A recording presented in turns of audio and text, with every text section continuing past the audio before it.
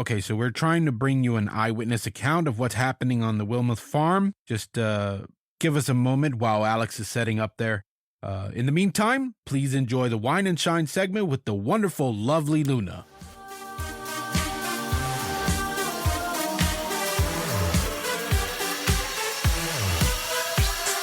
Wine and Shine. Wine and Shine. Wine and Shine. Wine and Shine. Hello, everyone, and welcome back to the Wine and Shine podcast. It is your lovely, lovely host, or at least I hope lovely, Luna the Cat. I'm drinking Stella Rosa blueberry wine. That's right, blueberry wine. At first, I was skeptical. It's kind of like blueberry wine, but I've had so many bottles of this that I don't care.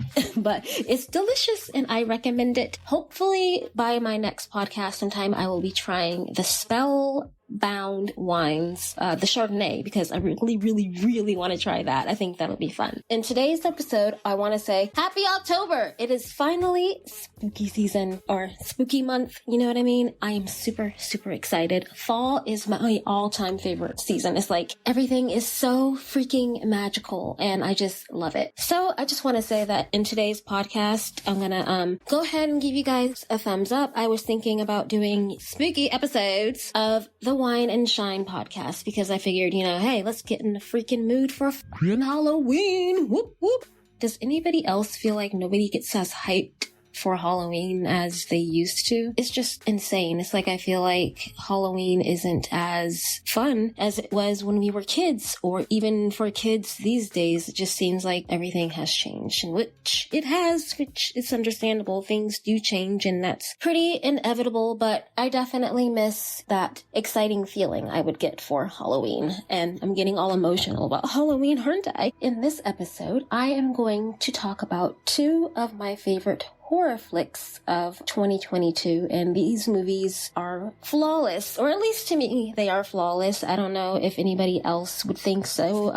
I do know that so far these movies have gotten rave reviews, and I am just all for that because I feel like these movies really should get the recognition that they deserve. The first movie that I'm going to talk about is X.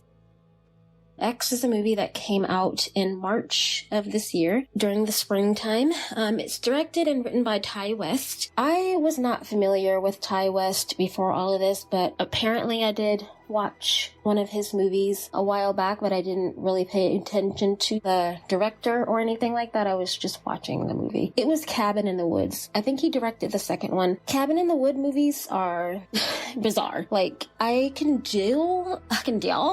sound like a valley girl. I can deal with like horror movies with blood in it and stuff like that, but it's like, I didn't really care about all the gruesome goriness of it. It's whatever. But like sometimes I just don't care for it.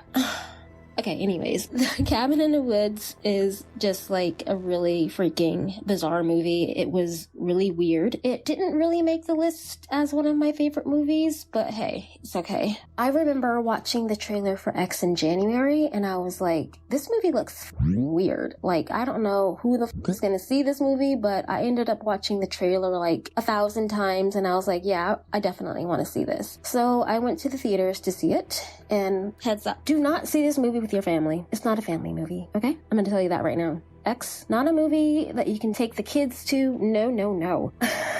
The first time I saw it, I took my mom and my brother. And I already knew what I was going into. We're all grown adults, so it's fine. Definitely awkward watching that movie with my family. I was like, yeah, okay. Because it is a movie about porn stars who go off to rural Texas to film a pornography on a farm. And their host is this elderly couple who have been married for ages, and they are dealing with getting older and low sex drive and everything that comes with aging. You can relate to the movie on both spectrums, as a young individual or as an older individual, but you can see from both perspectives. Older people having sex, it's kind of a taboo kind of thing, and nobody wants to see old people, right? I don't know, but That's actually one of the lines in the movie. Well, except this kind of backwards. I'm trying to keep this spoiler free, but then again, the movie's been out for 4 freaking months, so it's okay. So the scene when Howard and Pearl were making love,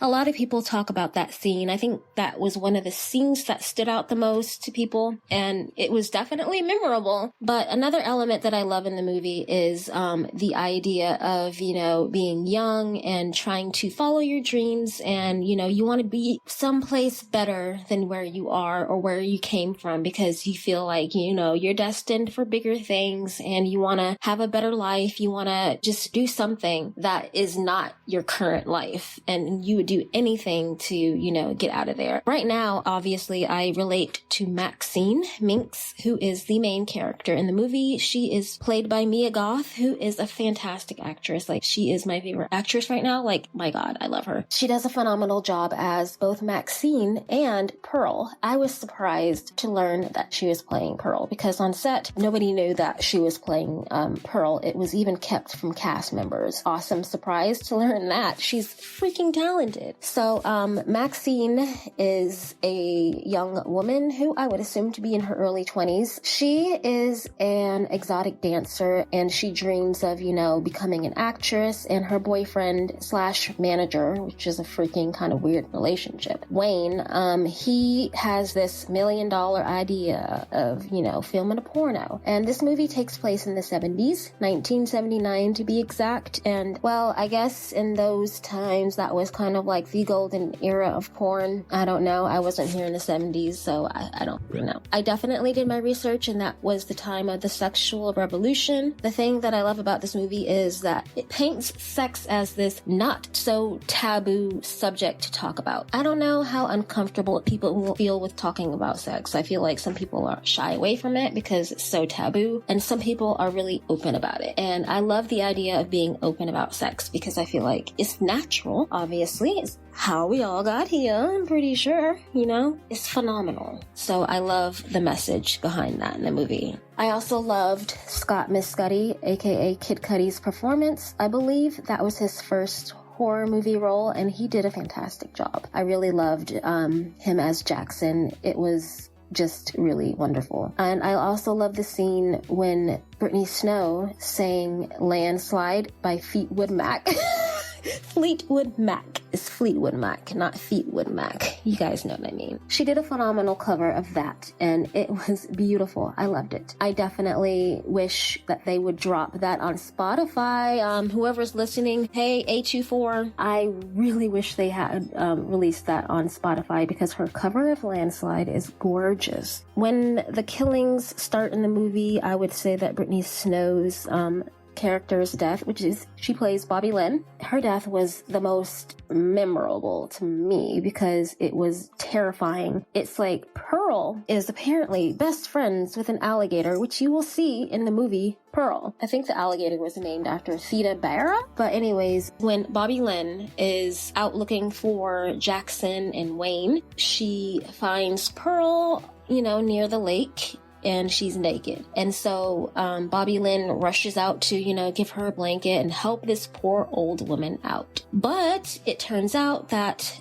she ain't no poor old woman. She ends up slapping Bobby Lynn in the face, and Bobby Lynn was like, what the heck? And then they have this mini argument, and then Pearl pushes her right in the lake, and Theda just comes and freaking puts Bobby Lynn in a death roll. Oh my God, that was just terrifying. Her screams were just like the blood-curdling screams. Also, speaking of blood-curdling screams, shout out to Jenna Ortega. Phenomenal performance as well. And that scream, girl, yes.